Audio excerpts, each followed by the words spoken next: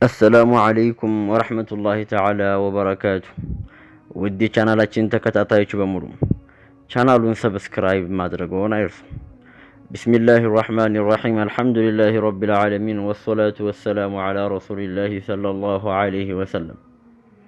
ዛሬም እንደተለመደው ከተለያዩ የታሪክ ኪታቦች ውስጥ ያስተምረናል ሁላችንንም ብለን ያሰብነውን ታሪክ እንሆ ለማለት ወደናል።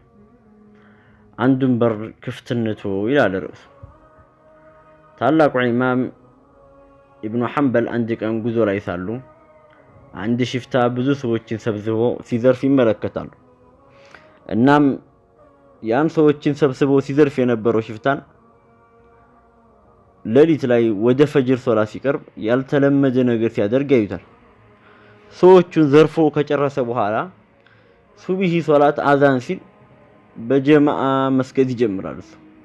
ጀማዓዎቹን ሲዘርፉ የነበሩትን ሰብስቦ እሱ ኢማም ሆኖ የሱብሂ ሶላትን መስገድ ይጀምራል። ይህን የሚያደርገው እንግዲህ ያ መንገድ ላይ አስቆሞ የሚዘርፈው ሽፍታ ነበር። ከዛ ኢብኑ ሐንበልም በጣም በመገረም ምን እንዴት ያለ ነገር ነው? ምን እያደረገ ነው ይሄ ሰውዬ? ሱብሂ ይሰግዳል፣ በዚህ ደግሞ ይዘርፋል። በመገረም ግራ ይጋባሉ። እናም ኢብኑ ሐንበል ባዩት ነገር ተገርመው ሶላቱ ከተጠናቀቀ በኋላ ሰውየው ጋር ጠጋ ይሉና ቀን ትዘርፋለህ፣ ማታ ትሰግዳለህ፣ እየሰራ ያለው ስራ እኮ አላህ ፊት ለመቆም የሚያስፈራ ነው። አንተ ግን ጭራሽ እየዘረፍክ የሶላት ሰዓት ሲደርስ መልሰህ አላህ ፊት ትቆማለህ ይሉታል።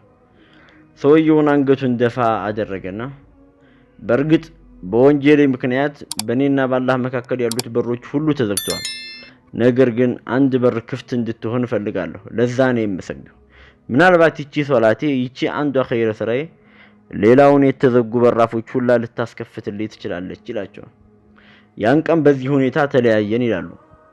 ከዓመታት በኋላ ኢማም አህመድ ሐጅ ሊያደርጉ መካ መጡና ጧፍ እያደረጉም ሳለ ያን ሽፍታ ይመለከቱታል። በጣም ደነገጡ።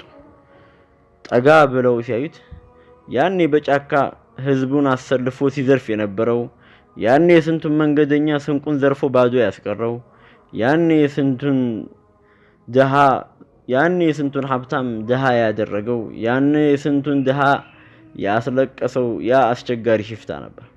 ዛሬ ግን በካዕባ ግርዶሽ ተንጠልጥሎ ደካማነቱን አምኖ አላህን እያለቀሰ ምህረት እየጠየቀው ነው። ኢማም አህመድ አንድ ነገር ትዝ አላቸው። ያን መስጂድ ውስጥ የመለሰላቸው መልስ አስታወሱ።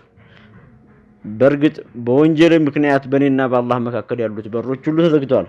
ነገር ግን አንድ በር ክፍት እንድትሆን ፈልጋለሁ ያለኝ ትዝ አለኝ። ሁላችንም በተለያዩ ወንጀሎች ተዘፍቀን በእኛና በአላህ መካከል ያሉትን በሮች ብንዘጋ አንድ በር ግን ክፍት ልንተው ይገባል። ያቺ ክፍት የተሆናት በር አንድ ቀን መግቢያ ስናጣ መግቢያ ትሆንላለች።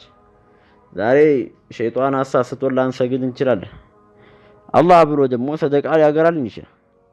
ሸይጣን ያንተ ደግሞ ሶላት፣ አንተ ሶላት ሳትሰግድ ያንተ ሰደቃ ብሎ ሊያታለን ይሞክራል።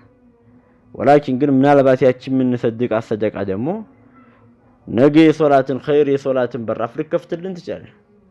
ማንኛውም ሰው ኩሉ በኒ አደም ኸጣ፣ ሁሉም የአደም ልጅ ተሳሳች ነው። ነገር ግን ለዛ ለሚሳሳትበት ነገር ተስፋ መቁረጥ የለበትም። አላህ ያገራለትን ኸይር ስራዎች ሁሉ መስራት አለበት። ምናልባት ያቺ አንድ ኸይር ስራ መጥፎ በራፎችን ሁሉ ልታዘጋ ትችላለች። በዚህም ነበር እንግዲህ ይህ ሽፍታ ያኔ ጀማዓ ሶላት በመስገዱ ሶላቱን በመጠባበቁ አላህ ሱብሓነሁ ወተዓላ ሂዳያ ሊወፍቀው ይችላል። ቀጥተኛ መንገድ ሊመራ ይችላል። እኛም ዛሬ ምን ስራ ኸይር አለን? ምን አይነት ጥሩ ስራ አለን? መልሶ ወደ አላህ የሚያስመልስ ሁላችንም ወደ ራሳችን እንመልከት። ሰምተው ተናግረው ከሚጠቀሙት ውስጥ አላህ ያድርገን። አላህ ሱብሓነሁ ወተዓላ ከሚተወብቱ ሰዎች ከተጠሐሩ ሰዎች አላህ እንዲያደርገን የምንጊዜም ዱዓችን ነው። ፈዘኪር ፈኢነ ዚክራ ተንፈዑል ሙእሚኒን። السلام عليكم ورحمة الله تعالى وبركاته.